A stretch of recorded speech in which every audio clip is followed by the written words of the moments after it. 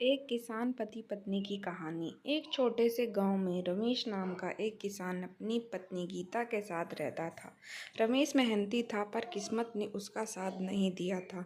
उसके पास 2 बीघा जमीन थी जिस पर वो हर साल अनाज बोता, लेकिन बारिश की अनिश्चितता और बाजार की घटती कीमतों के कारण आमदनी बहुत कम होती थी।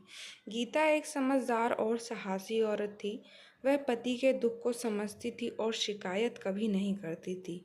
दोनों ने मिलजुल कर तंगहाली के बावजूद जीवन को मुस्कुराकर जिया। गीता सुबह सुबह उठकर सारे काम करती थी और खेतों में जाती थी। एक साल गांव में भयंकर सूखा पड़ा। न खेत में फसल हुई, ना ही मजदूरी का काम मिला।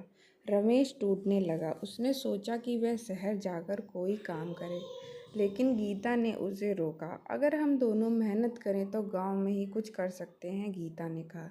रमेश ने पूछा, हम क्या करेंगे? गीता बोली, हमें 2 गाय रखेंगे, दूध बेचेंगे, घर में घी बनाएंगे। मैं कुछ सिलाई का काम भी शुरू कर दूंगी। तुम खेत को मत छोड़ना, धीरे धीरे जमीन भी उपजाऊ हो जाएगी। रमेश को गीता की बात में दम लगा। उन्होंने 2 गायों का अच्छे से ध्यान रखा।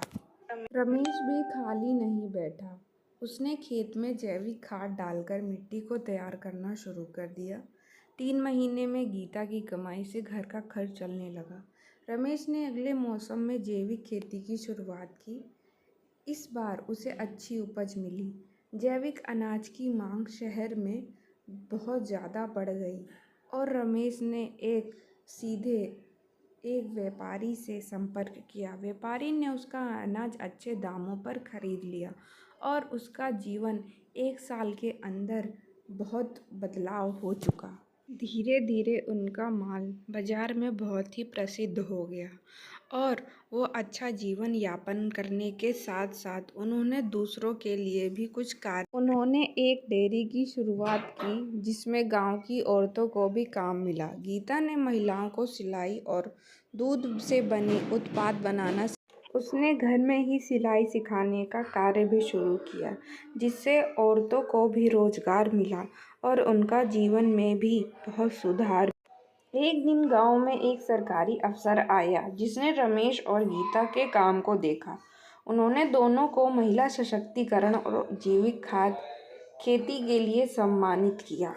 इस तरह एक साधारण से किसान और उसकी पत्नी ने न सिर्फ अपना जीवन बदला, बल्कि गांव में उम्मीद की एक किरण भी जगा दी। रमेश ने मंच पर कहा, अगर मेरी पत्नी उस दिन मुझे हिम्मत न देती तो मैं हार मान बैठता। आज जो कुछ भी मैं हूँ उसी की वजह से हूँ। गीता मुस्कुराई और बोली, जब साथ में मेहनत और विश्वास बना रहे तो कोई भी कठिनाई ज़्यादा दिन तक नहीं